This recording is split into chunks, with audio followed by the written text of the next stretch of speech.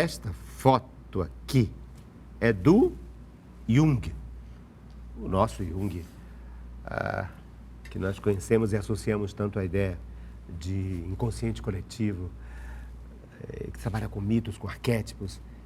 E por que eu estou falando do Jung? Ah, já sei. É porque o dialogador desta semana, aqui conosco, está aqui agora. Ele é um junguiano, ele é psicólogo, trabalha com análise junguiana, é diretor do Instituto Dédalus, que promove cursos, né, nessa área da psicologia e da psicanálise. Embora ele não seja psicanalista, mas é um psicólogo. Ele tem mestrado em psicologia e, inclusive, é um mestrado sobre o inconsciente em Freud, e é doutorando na Unifor.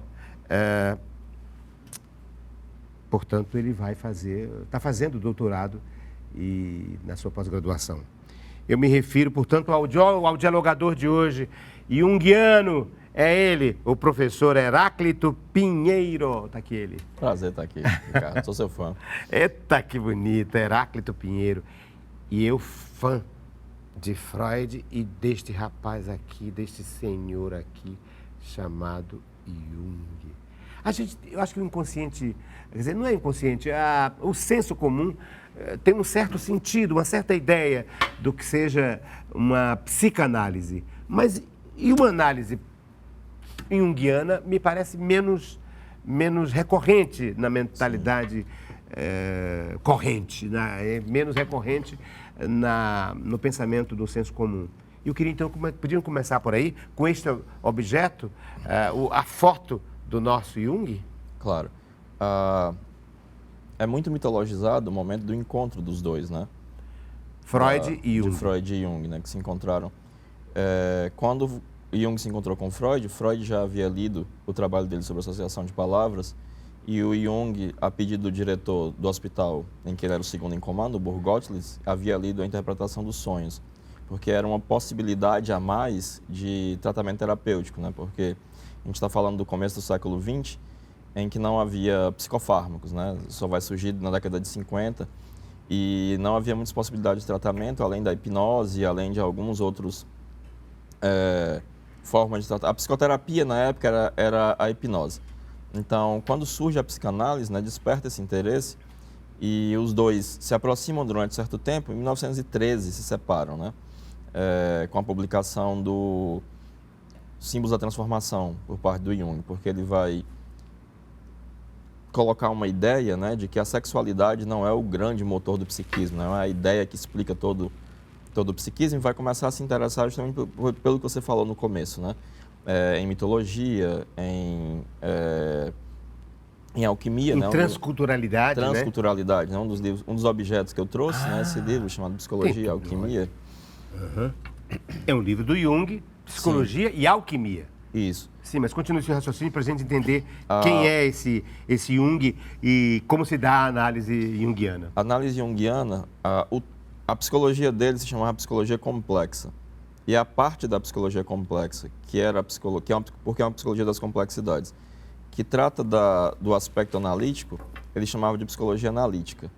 E o método que ele utilizava era um método dialético. Ele pensava um método dialético porque não era possível delimitar de maneira arbitrária o campo empírico.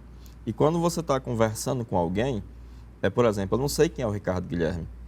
Se eu estivesse fazendo análise do Ricardo Guilherme, o Ricardo Guilherme teria que me ensinar quem é o Ricardo Guilherme. Eu não poderia fazer suposições, porque tudo que eu penso sobre um paciente é um preconceito ou uma projeção. Então, dialeticamente, o paciente é que vai me ensinar sobre ele, e por isso ele vai propor um método dialético, porque o método dialético é aquele que vai permitir que a individualidade do paciente não seja soterrada por preconceitos teóricos, né? Ele vai partir de uma hipótese fundamental. Essa hipótese fundamental é similar à hipótese do Freud, da existência de um inconsciente psíquico, e que esse inconsciente psíquico ele é a causa etiológica das neuroses. Já as neuroses são causadas por fenômenos inconscientes, mas a perspectiva do Jung é de que o problema está sempre do lado da consciência. Ele, inclusive, em um texto muito controverso de 1933, ele vai dizer: nós não nos curamos de uma neurose, é a neurose que nos cura. Porque a neurose, ela traz sua própria terapêutica, porque ela é uma tentativa malfadada de cura. Ela é uma cisão interior em que há uma separação entre a consciência e o inconsciente, mas o sintoma inconsciente, desde que ele seja compreendido e criticado o seu sentido, ele traz nele mesmo a terapêutica. Então, diferente, né, de terapias contemporâneas que buscam, a partir de uma metáfora médica, extinguir o sintoma, a psicologia analítica, que é o aspecto clínico da psicologia complexa, por meio do método dialético, ela busca compreender o sintoma e entender a crítica que o sintoma faz à atitude da consciência, que esta sim precisa ser transformada. Então, a análise junguiana, ela parte dessa relação dialética entre as duas personalidades, a personalidade do médico e a personalidade do paciente. As duas são igualmente importantes. O médico participa, ele não é uma figura silenciosa, né? Inclusive tem que é uma grande diferença que o próprio Jung já marcava, porque as duas personalidades estão ali participando e ocorre uma transformação mútua das duas personalidades. Há uma história que Jung conta de uma paciente que costumava estapear os psicanalistas dela, sempre que eles falavam uma coisa que ela não gostava. E aí um dia ela foi parar no Jung, né? Como diz aqui no Ceará, foi bater no Jung. Em determinado momento, o Jung falou uma coisa que ela não gostou, ela levantou a mão. E Jung tinha quase 1,90 m, se levantou e disse assim: ladies first. Aí ela se sentou e continuou falando e a análise... Ou seja, primeiro as damas, né? Primeiro as damas. Né? Eu revidarei. Exatamente. Né? Se você bater, o sentido se você bater, você primeiro bate, mas eu também vou bater depois. Os outros todos apanharam calados, não fizeram nada, né? E é interessante, uma das coisas mais interessantes disso, aliás, tudo que você está dizendo é interessantíssimo, mas me ocorreu algo de falar, de destacar, ressaltar entre a sua fala, algo que é a própria neurose ser já uma tentativa de... Isso. De solucionar, de equalizar, Uma vez uma supervisionando me trouxe um caso... Essa inquietação, essa angústia. Uma vez uma supervisionando me trouxe um caso muito interessante. Era uma moça muito isolada, que não tinha uma capacidade de socializar. Ela era de fato muito, muito isolada, ela vivia sozinha. Só que ela se fazia passar por um médico, entrava em contato com certas mulheres, encantava essas mulheres e fazia grandes esforços para ajudá-las financeiramente e evitar ao máximo que eles se encontrassem. E aí, esse é um exemplo muito, muito interessante de como a neurose tem a sua própria terapêutica. Qual é o problema dessa moça? Ela era incapaz de se relacionar com as pessoas e de ser agradável, de ser charmosa, de conseguir atuar socialmente. Mas qual era o sintoma dela? Quando ela atuava o sintoma de que ela era ser médico, ela era charmosa, ela apaixonava as pessoas. Então você percebe que já tinha ali, só que aparecendo de maneira sintomática, uma capacidade de socialização. E aí a grande questão é, eu disse para essa supervisionante, você está vendo? Ela não fala com ninguém, ela não tem amigos, ela não tem sociabilidade. Mas o sintoma dela é seduzir as pessoas. Ela já... Daí é dialética. Exatamente, ela já tem essa capacidade inconscientemente. E a grande questão é compreender o sentido e o significado do sintoma para que isso possa ser trazido à consciência e isso corrija a consciência. E essa é a hipótese fundamental do Jung. Por quê? Porque para ele a consciência e o inconsciente têm uma relação compensatória. Aquilo que a consciência precisa é trazido de maneira compensatória pelo inconsciente em sonhos, em visões, em intuições, em insights. Mas o próprio sintoma, ele é uma tentativa malfadada de fazer essa compensação. Que aí, se for possível uma crítica consciente desse sintoma, na verdade o sintoma vai alcançar o seu objetivo, porque uma das grandes questões que diferenciam Freud e Jung é que a perspectiva de Freud era quase que exclusivamente causal e o Jung, ao lado do aspecto causal, pensava em um aspecto do sentido, da finalidade, porque ele pensava que a psique é algo vivo. E tudo aquilo que é vivo, biológico, tem também uma finalidade. Um para quê, além de um porquê. E aí, quando esse para quê do sintoma é alcançado, você tem uma transformação da personalidade, uma diferenciação da personalidade, que leva a que esse sintoma não seja mais necessário, porque essa personalidade, ela atingiu aquilo que deveria atingir. No caso desse exemplo, a capacidade, né, de agir socialmente e não ser uma pessoa isolada. Eu queria que você falasse de outras, dessas comparações ainda entre Freud e Jung, até porque você fez um mestrado, a gênese do inconsciente em Freud. Portanto, você, embora esteja numa relação mais focada, claro, extremamente focada no Jung, mas há sempre um contraponto com Freud, que existiu no próprio Jung, né? Porque foram parceiros até o começo do século, quando houve o rompimento. Mas, aliás, o rompimento gravíssimo para o Freud, né? Porque seria o Jung o primeiro psicanalista cristão, não é? Sim. Quando a psicanálise era muito ligada e associada a uma ciência ou a uma experiência judaica, não é? Ligada aos judeus, não é isso? Sim.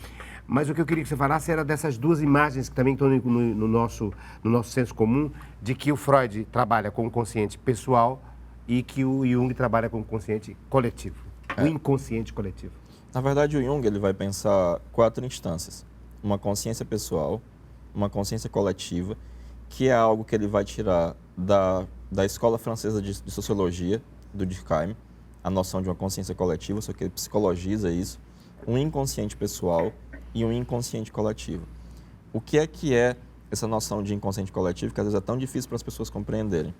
No arquétipo do inconsciente coletivo, o Jung vai dizer que o correlato indispensável da noção de inconsciente coletivo é a noção de arquétipo.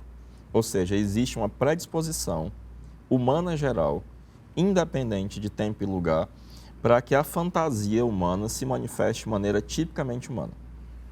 Então, quando surge uma situação que não é uma situação pessoal, o que vai compensar não é o inconsciente pessoal no sentido daquele inconsciente que é o que foi esquecido, o que foi reprimido, os aspectos subliminares, etc. O que vai compensar é essa tendência humana geral de produzir imagens semelhantes. E eu lhe dou um exemplo prático, né? Uma vez durante um curso, uma pessoa trouxe um exemplo de um sonho. E eu disse, olha, esse é um sonho arquetípico. E o sonho era a coisa mais simples do mundo. A moça dirigia o carro da mãe e batia num poste. Eu disse, é um sonho arquetípico. Não é um sonho pessoal, é um sonho coletivo, porque tem um mitologema, tem um arquétipo. Que arquétipo é esse? Que aí o médico, o analista, ele vai comparar, vai fazer um método filológico na cabeça dele, vai levantar uma hipótese e vai pesquisar com o paciente se trata disso mesmo. E eu falei, olha, é exatamente como o mito de Faetonte. O sujeito descobre que é filho do deus Apolo, Febo Apolo, o deus do sol, vai até Febo Apolo e pergunta, você é mesmo meu pai? E aí Febo Apolo diz para ele, sou, e vou lhe dar uma dádiva, você pode me pedir o que você quiser. E ele diz, quero dirigir o carro de Apolo. E Apolo diz, não faça isso, é muito perigoso. E ele diz, mas eu quero. E aí ele dirige o carro de Apolo, perde o controle, o mundo começa a pegar fogo e ele é morto por Héracles, com uma flecha envenenada. E aí do que psicologicamente esse mito fala? De uma presunção. Eu estou identificado com meu pai, eu acho que eu tenho os poderes e a capacidade do meu pai, mas essa é uma identificação inconsciente. Eu tento viver como se fosse o meu pai e a minha vida vai a uma catástrofe. E aí a moça dirige o carro da mãe, não consegue e bate o carro. E aí, comparativamente, eu entendo que há uma questão arquetípica. E que questão geral é essa? A passagem da dependência da infância para a independência da vida adulta, que nesse caso eu vou supor que não consegue acontecer porque há uma identificação inconsciente com a imagem da mãe, da qual a pessoa precisa diferenciar. E aí, na prática, eu compreendo que eu tenho aqui um ressurgimento espontâneo de um mitologema que serve para tentar compensar a consciência em um momento humano geral, que todo mundo passa. Sair da infância e tornar-se uma pessoa da dependência da infância para a independência da pessoa adulta. E aí, não foi exatamente a consciência dela que produziu isso, mas uma tendência humana geral, transhistórica e transpessoal, a que a fantasia se manifeste de uma maneira estruturalmente semelhante. Quer dizer, é como se nós entendêssemos, ou Jung nos ensinasse, que há uma certa ontologia simbólica, transcultural, que reflete em todos os tempos, que é transversal em todos os tempos, não é? Se não fosse isso, a tragédia grega não nos diria nada. Não nos diria nada, exatamente. Se não houvesse uma... Essas analogias, né? Essas Sim. analogias míticas, não é? É esse o trabalho. Se não houvesse algo de humano geral, de imperecível na alma humana, os mitos egípcios de 5.000 anos Não atrás nos diriam não nada. nos diriam nada, porque seriam alienígenas para nós. Aliás, a palavra mito significa mudo, né? Mito é aquilo que está mudo, que a gente empresta sentido a ele, não é isso? Sim, e ao mesmo tempo os mitos nos emprestam sentido para a nossa vida, né? Sim, sim, sim. Nós damos sentidos a ele e eles nos dão eles nos sentido. constituem.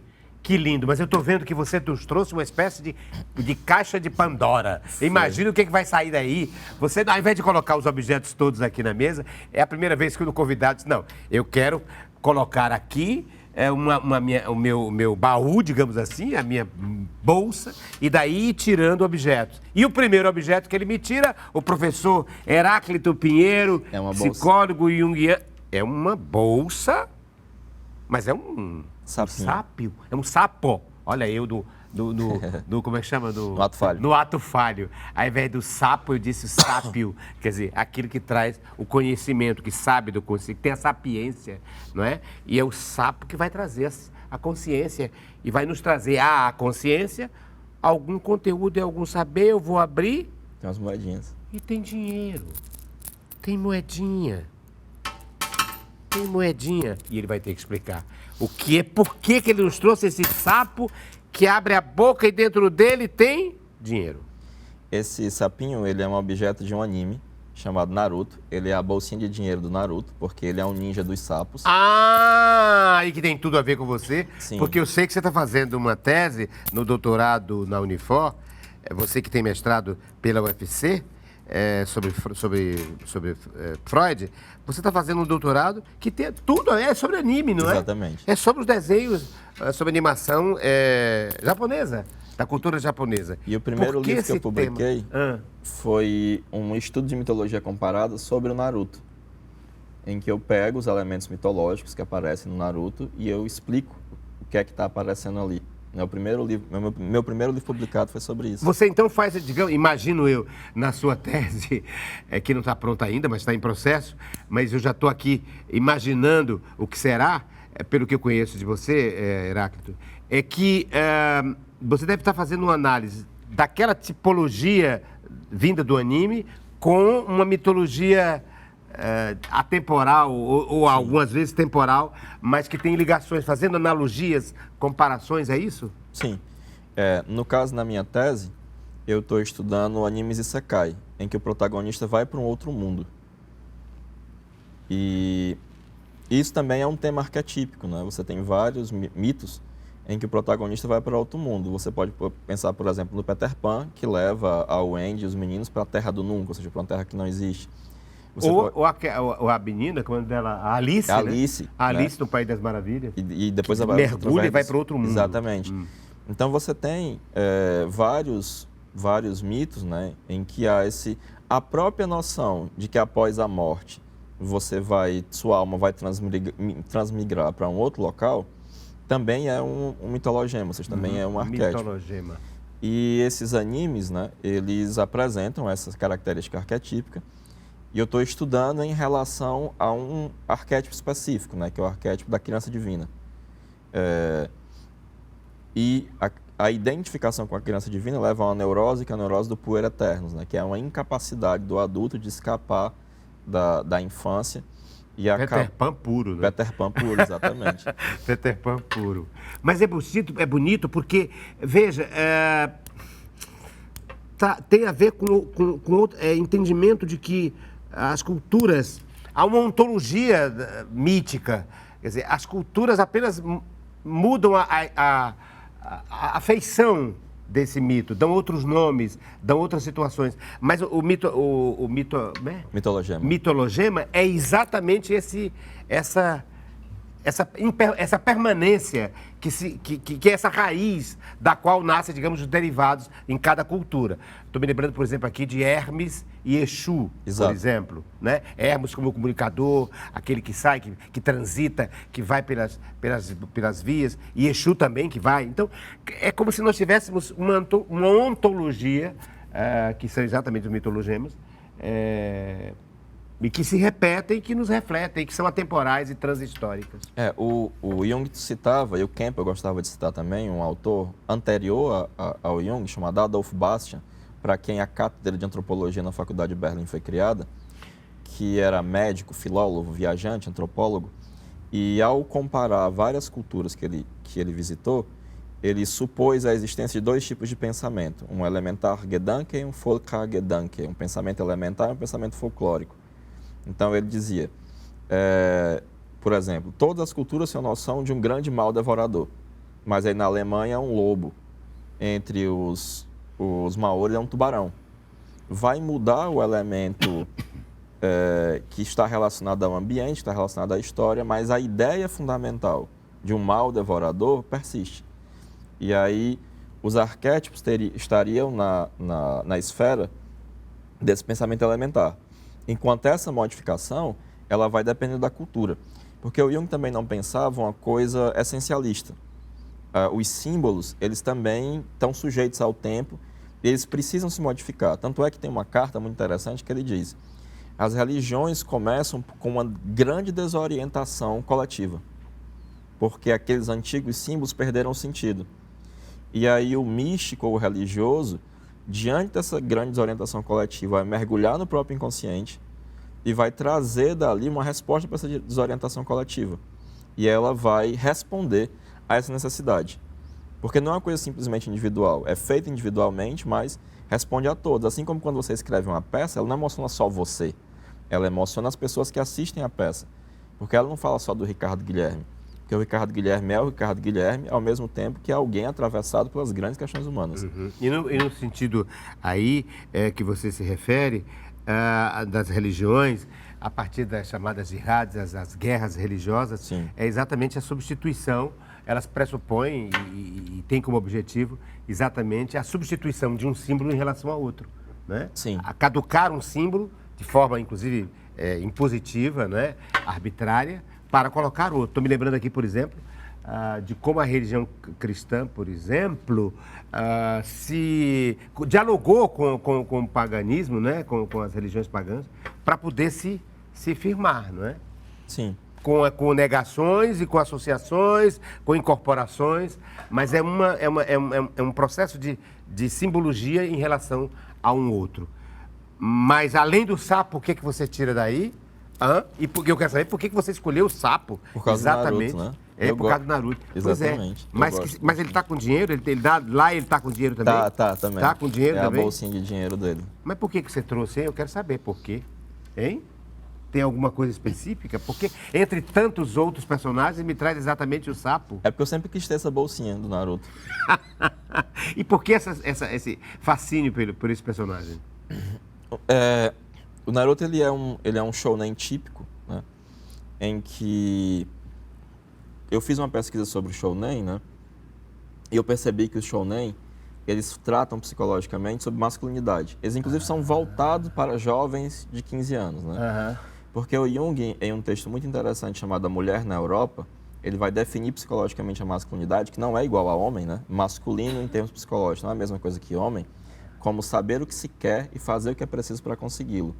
E esses personagens, eles são personagens que eles muito cedo descobrem o que é que eles querem ser e eles fazem enormes esforços, enormes sacrifícios para chegar nisso. E aí você tem o Naruto que quer se tornar Hokage, você tem o Luffy que quer se tornar o Rei dos Piratas, e vários desses animes, e eles trazem, né, uma mensagem existencial para além da questão da aventura, para além da questão das lutas, né, que é muito interessante, muito necessária, muito compensatória para uma sociedade em que as pessoas têm tanta dificuldade em fazer essa travessia, né? E principalmente em descobrir e sustentar seu próprio desejo e o que é que elas realmente querem, né? O tornar-se, né? É uma Tornar-se. característica do que ele está chamando de masculinidade, né? Exato. Que está dissociada, inclusive, da presença, digamos, fálica. Exatamente, não tem nada a ver com isso, Com né? gênero. Mas há outra coisa que tem a ver com gênero, você me trouxe da sua caixinha de Pandora, seria? Não sei. Mas, enfim, do objetos que o nosso dialogador vai trazendo, tirando daquela bolsinha. Ele me tirou um sapo e agora vejam vocês o que ele me tira. Algo que tem a ver com, também com o masculino, me parece, pelo menos na nossa cultura ocidental, o cachimbo. o pitar? Por gentileza. Eu fumo cachimbo, né? Eu gosto. Ah. O Jung fumava. Alguns dos meus. Ele fumava cachimbo Fumava, também? fumava. Tem uma foto dele, inclusive, com Tem, cachimbo, ele é fumava verdade. bastante. O Tolkien, que é um autor que eu gosto muito, fumava cachimbo. Acho que a culpa de eu fumar cachimbo é do Tolkien, inclusive. É? Mas eu gosto bastante. Hoje em dia eu tenho fumado um pouco menos, né? Mas eu acho que tem a tal frase do Do Freud. Freud, né? Que um charuto é só um charuto ou é um cachimbo que ele fala? Não, acho que É um charuto. é um charuto, né? Um charuto, às vezes, é só um charuto, não... Para que você não leve a uma Há hiperinterpretação. uma interpretação de tudo, né? É. Mas tem também uma imagem do do pós-moderno com o cachimbo, Isso não é um cachimbo, né? Isso não é um cachimbo, não é? Isso. Isso não é um cachimbo. Que é uma imagem de quê? É o cachimbo, não é? É uma imagem do cachimbo, dizendo isso não é um cachimbo. Mas é a imagem do cachimbo, mas aí ele escreveu embaixo, isso não é um cachimbo. Porque é uma representação. Sim, porque é uma representação. Assim como a palavra simulacro, água, né? Não é a água. Não é a água, exatamente. Ela é apenas uma... E o Jung, ele tinha uma palavra. O Jung, ele tinha uma grande preocupação que ele expressava da seguinte maneira: é importante não substituir a realidade por palavras. Especialmente quando você está lidando com realidades psíquicas, né? É muito fácil substituir realidades psíquicas por palavras. E ele tinha uma alegoria para explicar isso, que ele dizia a seguinte coisa: alguém lê sobre estábulos e pensa que sabe tudo sobre eles, mas a primeira vez que põe um pé num estábulo se espanta com o fato de que ele fede. Né? Só a experiência é que nos dá a dimensão. Lembro aí de um poema meu em que eu digo: não vê o rio quem olha, vê o rio quem no rio se molha. Exato. Né? Seria algo muito similar. Né? Só de olhar, você não tem a dimensão do que é o rio. Quando você mergulha no rio, é que você tem a dimensão do rio. E me lembrei também, acho que não sei qual é o pintor, agora não me lembro, que fez uma mulher verde, não sei se foi o Picasso ou um outro, e que alguém reclamou, disse, mas não existe a mulher verde, está completamente errado. E que ele teria dito para a moça que contemplava a obra de arte: minha senhora, isso não é uma mulher verde, isso é um quadro. Não é? O que não existe é a mulher verde, mas o quadro é a representação da mulher, mas não é a mulher. Toma o lugar de... Esses temas são temas para uma discussão ou enfim, para uma reflexão que continuará no segundo segmento do nosso programa Diálogo com o psicólogo, com o junguiano, que se chama Heráclito Pinheiro.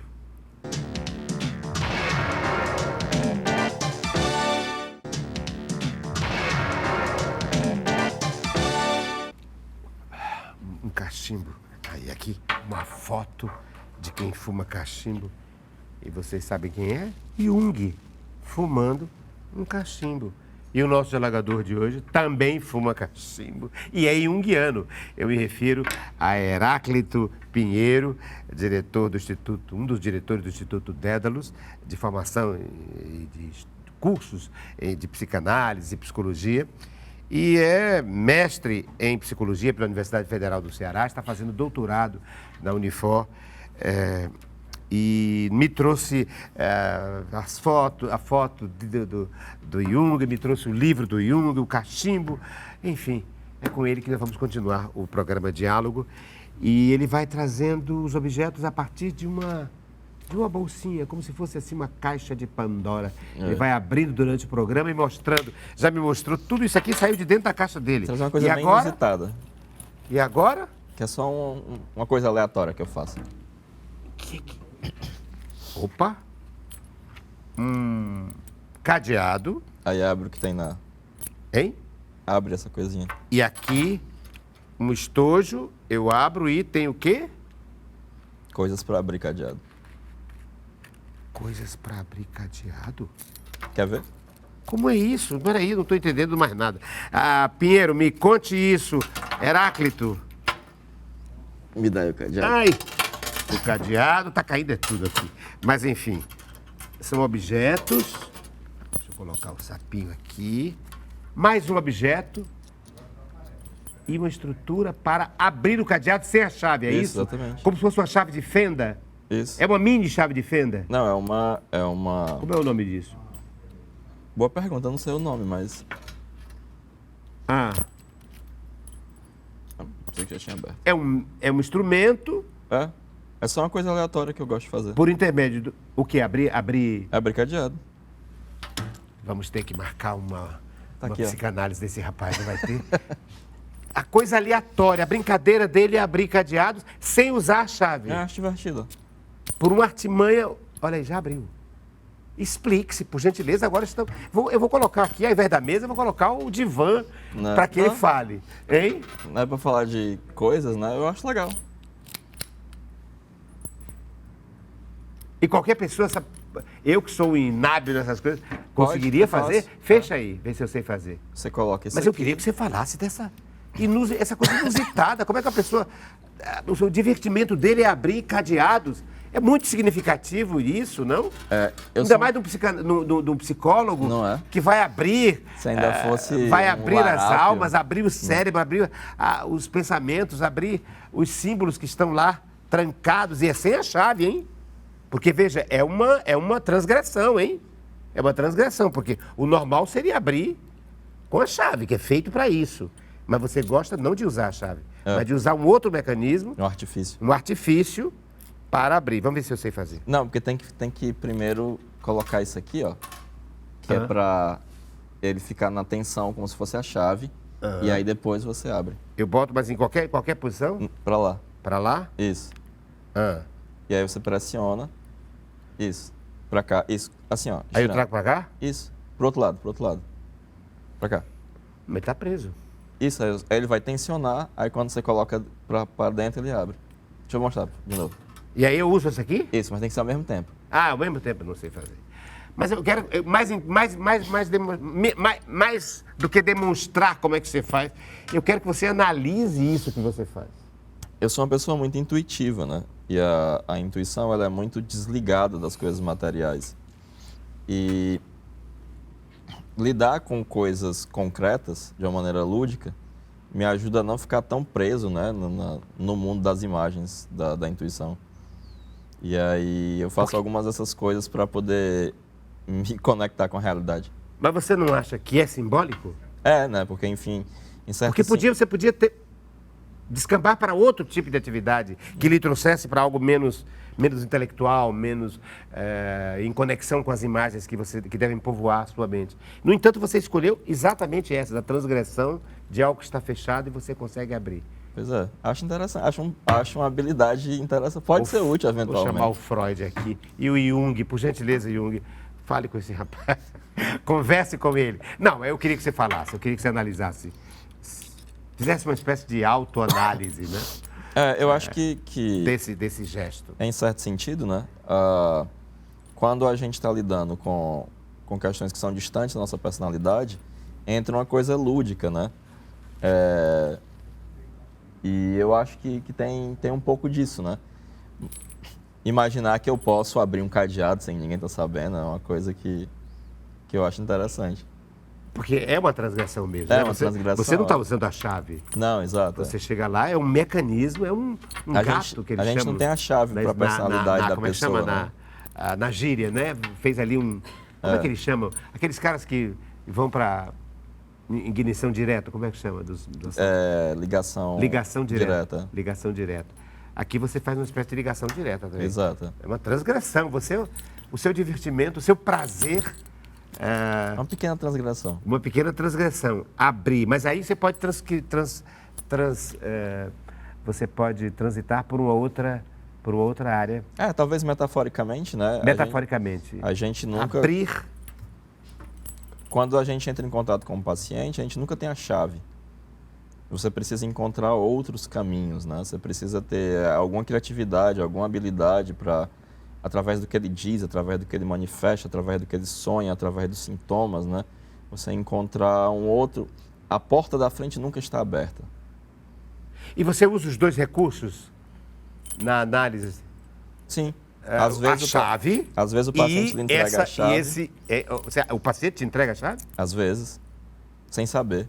Sem saber. Mas o que dá prazer... Também esse prazer da transgressão, de usar não a chave, mas um instrumento paralelo que faz abrir, também tem prazer, encanta também? Eu acho que sim. Acho No que até mais. processo? Sim. É muito interessante quando você consegue devolver para o paciente algo que ele falou, mas ele não ouviu. E de repente ele se vê diante de algo que ele acabou de dizer e é desconhecido para ele, e isso faz com que alguma porta se abra do psiquismo dele, né? E você continua usando a expressão paciente, que pressupõe uma doença, e uma doença e uma cura? Eu acho que é Quando há pensamentos, você já sabe onde eu quero chegar. Sim, sim, há sim. toda uma corrente de pensamento que não admite chamar o analisante, enfim, a Nise, por exemplo, chamava de paciente, cliente, porque como se pressupõe que ele está doente. A Nise chamava de cliente, né? Porque no contexto... A Nise da Silveira. Isso. Porque no contexto do hospital, aquelas pessoas eram muito sujeitadas, né?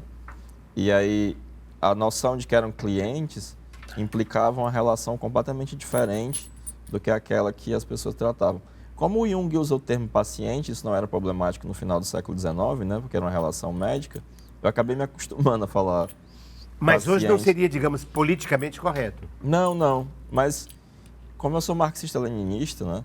E eu não tenho tanta proximidade das questões identitárias, eu não me importo muito com o politicamente correto. E o politicamente correto também, ele tem um problema, né? Ele é uma questão muito iluminista. Ele supõe pessoas praticamente sem sombra, né? Pessoas sem contradição. E sempre que você pensa na psicologia do inconsciente, você está pensando que aquela pessoa é uma pessoa fundamentalmente contraditória. E que aquilo que ela expressa conscientemente não é toda ela, né? Então, além de eu estar situado mais à esquerda desse tipo de movimento, eu também tenho uma posição crítica a partir de uma psicologia do inconsciente, uma psicologia profunda, né? Embora a gente compreenda, e o material do artista de palco, como eu, ou então o escritor que escreve a palavra, e assim também como psicanalista, tem como fundamental a palavra, né, o discurso, a narrativa, a gente compreende que a narrativa expressa visões de mundo. Então, Sim. mesmo quando você denomina como paciente alguém, você está no mundo das palavras e do significado das palavras. Cliente, por que seria melhor? Cliente seria também me colocaria numa colocação puramente mercantilista. Mercantilista, exatamente. Outra coisa, mas paciente colocaria você como médico a cuidar de alguém que precisa da cura. Mas o Jung usava o termo paciente, ao mesmo tempo que ele dizia que é indispensável ao analista abandonar a persona medici, a máscara do médico, porque na análise a situação é simétrica. Eu e o paciente não sabemos das coisas, nós vamos descobrir juntos. E o médico não está lá apenas para perguntar, mas também para prestar contas da própria personalidade e responder. E a outra questão ainda controversa é o fato de você ser, eu não sabia, um marxista-leninista, não é?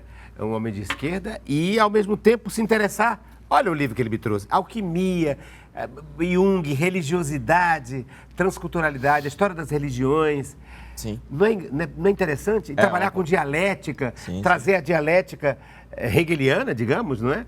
Ou não só ela, mas, enfim, uma delas, para o mundo da metodologia, do recorte e da relação entre o chamado paciente, entre aspas, né? Eu, por exemplo, me recuso a chamar de paciente.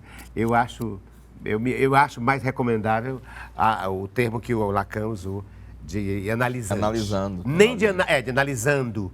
Nem de analisado, porque também não é isso. Porque também pressupõe uma hierarquia, não pressupõe essa simetria. Se você é o analisado, você sofre a análise, né? E não é protagonista dessa própria análise. Então eu gosto do analisante, porque eu acho que os dois são analisantes. Sim. O psicanalista e o chamado analisando. Para o Jung, inclusive, a análise tem 4 fases. A 4ª fase ele chama de fase da transformação, porque pressupõe uma transformação mútua. Tanto o médico quanto o paciente se transformam. E é interessante porque, para o Jung, o termo paciente nunca teve uma conotação pejorativa. E aí é importante também a gente entender que velhas palavras podem ter novos sentidos, né?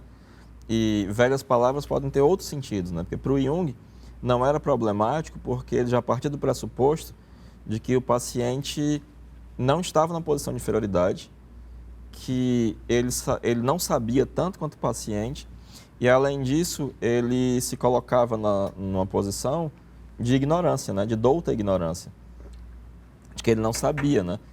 E não necessariamente ele estava interessado em curar uma doença, mas em compreender o sentido da doença, né? E às vezes ele dizia, ainda bem que fulano virou neurótico, né? Porque agora com a neurose... Agora o sintoma me diz, inclusive, qual é o caminho da redenção disso, né? Dessa, entre aspas, doenças. Eu estou tudo colocando entre aspas, porque sou de outra compreensão. Mas inclusive hoje em dia... Mas é bonito você dizer que, como é que chama? As palavras velhas podem ter outro sentido e está no campo do Jung, quando, na verdade, Jung trabalha com ancestralidades, com cristalizações de imagens, não é? Que é a criação dos arquétipos, a transversalidade desses arquétipos. Então, é uma dialética interessante. Sim. Fico meio me perguntando que tipo de psicólogo você se tornou, tendo essas duas vertentes de fontes de saber, esses dois saberes. O saber da formação de esquerda radical, né, que passa por Marx, atravessa Lenin, Hegel, e Jung, que trabalha com a religiosidade, com as crenças, com a alquimia. Sim. O que daria, dialeticamente, fomentaria, que tipo de intelectual, que tipo de pensador, essas duas vertentes? Um pensador que, dialeticamente, vai levar em consideração tanto as condições materiais objetivas históricas, né, que o Jung sempre levou em consideração. Para ele, a história era indispensável à psicologia. Ao mesmo tempo que vai levar em consideração aspectos psíquicos, né? E vai entender que há uma dialética indispensável entre aquilo que se produz culturalmente e a psique, e que, ao mesmo tempo que o indivíduo, não entendido como simplesmente pelo mero individualismo burguês, mas o indivíduo que é capaz de se diferenciar do inconsciente da sociedade, ele é fundamental para uma sociedade mais saudável, né? Porque as grandes realizações, elas são realizações individuais, né? A diferenciação psicológica é uma diferenciação individual. Mas, dialeticamente, você precisa ter também condições sociais favoráveis, né? Por exemplo, em vida, o Jung, ele advogou pela causa das mulheres. Ele publicamente, na década de 20, se manifestou favoravelmente ao estudo das mulheres, ao trabalho feminino, a uma série de questões que à época, e aí a gente está falando do começo do século XX, em que não havia politicamente correto, mas uma certeza absoluta de que a Europa era superior, o homem branco era superior, o homem era superior, e eles se colocavam nessa posição de dizer, não, gente, as mulheres têm que estudar, as mulheres têm que participar da política, as mulheres têm que trabalhar mesmo, né? Isso antes da Segunda Guerra Mundial, que foi quando as condições materiais objetivas se modificaram para forçar, digamos assim, a necessidade do trabalho feminino, né? Pois é, tem tudo a ver com a absorção da mulher no mercado de trabalho, né? Sim. Que é o pós-guerra. Aliás, durante a guerra, né? Os homens na guerra e as mulheres produzindo. Exatamente porque os homens estavam nos campos de batalha. Mas olha, chegou o momento do objeto surpresa. Eu trouxe um para ele e ele vai discutir a partir do objeto que eu trouxe para ele, assim como eu vou tentar decifrar os sentidos, os porquês do objeto que o nosso dialogador, o psicólogo Heráclito Pinheiro, me trouxe. Por quê? Aliás, ele fez uma análise tão bonita hoje sobre a diferença entre... Ele fez uma diferença radical aí de Freud e de Jung, pelo menos na minha compreensão, de que o Freud está preocupado com os porquês e o Jung com os paraquês. Exato. Não é tão bonito isso? E nesses 10 minutos que faltam para a gente encerrar o nosso diálogo, eu queria passar a você o meu objeto surpresa e que você me desse o objeto... Não, peraí. Não. Deixa eu ler, me dá o teu. Deixa eu ver. O Qual meu tem que vir, porque não cabe. O teu tem que vir? Não cabe aqui? Não cabe na... Eita! Então é muito grave. Então vamos ver primeiro o seu. Afinal de... Opa, tem até som. Caiu? Não, você não pode sair por causa do microfone. Ah, tá. Mas a produção vai me entregar aqui. Pronto. A produção me entrega. Caso é grave, eu já estou sabendo o que é. Eu já estou imaginando ali. Olha, chegou o Deus Julino Lucas me trazendo. Meu Deus, é um samurai? Ai. É bom ter um assistente ator, né? Porque ele faz toda a cena. Que lindo, obrigado.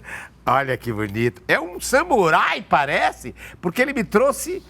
Adaga se chama? Uma katana. É uma quê? Uma katana. Katana, não é adaga, não. É outro... Eu que não sei de armas, mas enfim, parece... É uma katana. Mas é usado, inclusive, no Aikido. No Aikido e no suicídio, como é o nome? Harakiri. No Harakiri, exatamente. Agora eu estou absolutamente impactado, porque eu passo a palavra a ele que me trouxe isso, que é inusitadíssimo. Por que você me trouxe para... Agora sim, agora é Freud e Jung. Por que me trouxe e para que me trouxe? Eu sou artista marcial desde os 10 anos de idade, né? Então eu pratico várias artes marciais. Inclusive algumas que usam a... Tira. A gente vê de novo.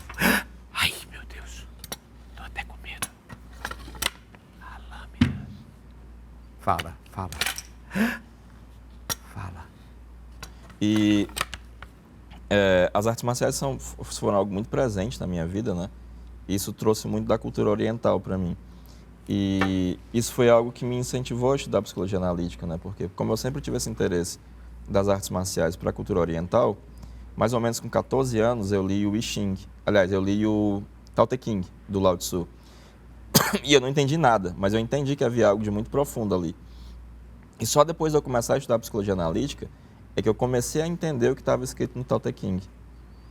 Então é uma espécie de ciclo completo na minha vida, assim, né, de artes marciais. Enquanto você fala, eu quero mostrar. Porque, veja, eu associei, olha, até a maneira de entregar de quem pratica a arte marcial, entregar assim.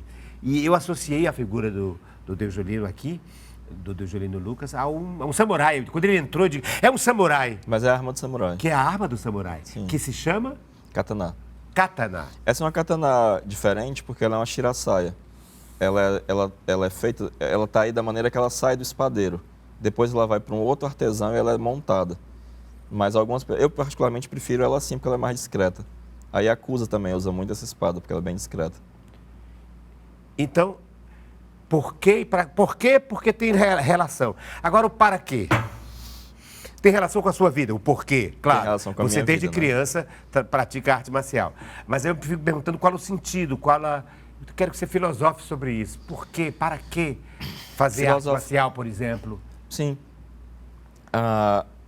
As artes marciais, elas se tornaram, depois de um tempo também, arte de aperfeiçoamento pessoal, né? Elas passaram a servir como uma espécie de caminho espiritual de autoaperfeiçoamento. E determinadas ideias, como por exemplo de que a espada é a alma do samurai, elas se tornaram centrais no desenvolvimento das artes marciais no Japão a partir do pós-guerra, né? Então, a maior parte das artes marciais, elas se tornaram artes de aperfeiçoamento pessoal. Disciplina.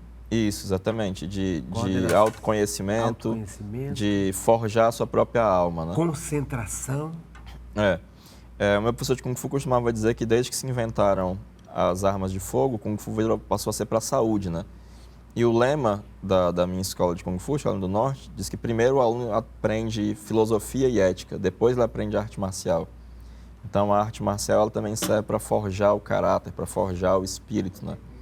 Em que sentido? Em que ética?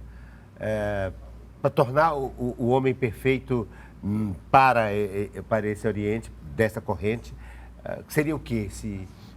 Quais seriam os valores? Seria alguém capaz de suportar grandes provações, seria alguém capaz de encarar o sofrimento com coragem e seria alguém capaz de agir de uma forma estoica, digamos. De uma forma estoica. Olha, eu lhe trouxe... Contrário. É o contrário, né? É isso. É assim. Eita, eu lhe trouxe algo. Vamos ver o que ele vai achar. Eu vou pedir para ele abrir agora o que eu trouxe. Eu encarei como uma provocação. Muito bem.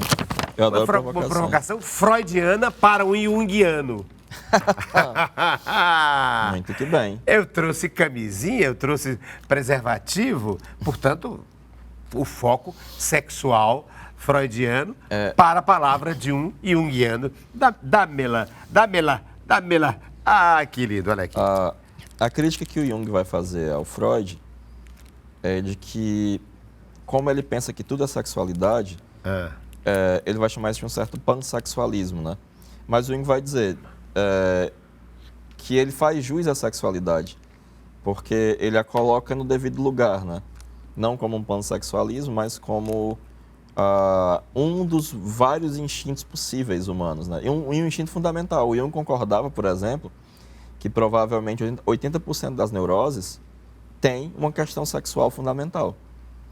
Ele só não achava que todas as neuroses tinham uma questão sexual. Ele achava que, por exemplo, o Adler, que falava do princípio de poder, várias neuroses poderiam ser explicadas corretamente pelo princípio do poder. Seria o complexo de inferioridade do Adler. Exatamente, o complexo de inferioridade do Adler. De inferioridade. A grande questão dele é que ele traz para a mesa uma possibilidade que ele vai chamar de individuação, que é um processo de desenvolvimento e diferenciação da personalidade que está para além da questão simplesmente do princípio de poder e da sexualidade. E eu trouxe esse tema porque é o tema central um dos temas centrais do rompimento de Freud com Jung, né? Freud, na História do Movimento Psicanalítico, que é um texto que ele escreve para atacar os dissidentes da psicanálise, ou como ele os considerava, como Adler, como Jung, ele acusa o Jung de dessexualizar a libido, né? E o Jung, quando ele vai pensar a energia psíquica, ele pensa ela sem nenhuma qualidade, como uma coisa puramente abstrata, né? Que também pode ser sexual. A sexualidade é um dos dinamismos possíveis e um dinamismo muito importante, né? Talvez um dos dinamismos mais agradáveis. Mas uma sexualidade que transcende a genitália. Também. Não também, é? Também. Que está no corpo total. E também nem está no corpo. Está na palavra, está na... Sim. Tá Eu considero um dos textos mais importantes do século XX, e eu digo isso sem nenhuma ironia, os 3 ensaios sobre a teoria da sexualidade do Freud. Ele, na minha opinião, é um clássico, né? Porque, de uma maneira muito perspicaz, o Freud ele desmonta uma teoria muito perniciosa da psiquiatria do começo do século XX, que era da degeneração, de que os homossexuais eram degenerados. E Freud é um dos primeiros a fazer, a apontar essa falácia, né? Essa terrível preconceito que não tem nenhuma base para se sustentar da psiquiatria, né? E, em certo sentido, as discussões do Jung acerca da sexualidade têm um rumo diferente, mas não deixam de ter uma comunicação com esse insight fundamental do Freud, né? De, por exemplo, já ainda na década de 20, peitar toda a psiquiatria existente para dizer, olha, essa ideia de que o homossexual é degenerado é estapafúrdia. E ele faz uma argumentação brilhante, né, para mostrar essas contradições. Então, a questão da sexualidade ela é problemática até hoje, né? Sim. O Jung mesmo considerava que a gente tem uma moral sexual inadequada, em que importa menos o como e mais o que, né? E ele dizia, olha, no medieval as pessoas tinham uma moral econômica inadequada. Hoje em dia, e isso passou por um processo de mudança, de evolução, de mudança histórica, mas hoje em dia persiste uma noção de que a gente tem uma moral sexual inadequada. Porque, por exemplo, para alguém que é protestante, ele vai dizer, a pessoa que é gay está errada, ela vai pensar só no quê, não no como a pessoa exerce aquela sexualidade. Porque ele pode exercer, uma pessoa gay pode exercer uma sexualidade absolutamente conservadora, monogâmica, certinha, com uma pessoa, quer casar e tudo, né? Assim como uma pessoa heterossexual pode, né, romper com os padrões. Né? Olha, nós vamos encerrar o programa, mas eu queria ver o que tem mais aí dentro, só para deixar o gostinho para o próximo programa. Deixa eu ver se deixa eu olhar, deixa eu fazer uma transgressão. Já que ele fez a transgressão de abrir aqui, ó, como é que chama? O cadeado, eu agora quero abrir, fazer uma transgressão para saber o que tem aqui dentro. Mas nós vamos falar sobre. Eu quero só mostrar e convidar vocês para o próximo programa da próxima semana, com mais um dialogador. O que tem aqui dentro? Eu não sei nem o que é isso. Deve ser uma de pulso, de colocar no pulso, as chaves. Que mais? Na próxima semana a gente volta. O fumo do cachimbo. Não sei nem o que é isso. Nem sei o que é isso. São objetos, tudo aqui dentro. Olha a curiosidade do Ricardo Guilherme. Mais fumo. Não, limpadores para cachimbo. Meu Deus, é uma caixa de Pandora. No próximo programa a gente volta com mais outro dialogador. Espero que traga também coisas tão inusitadas quanto trouxe o nosso dialogador de hoje, que é o psicólogo e diretor do Instituto Dédalus, nome mítico, portanto, né? O psicólogo que se chama Heráclito Pinheiro. Na próxima semana a gente volta com mais um diálogo.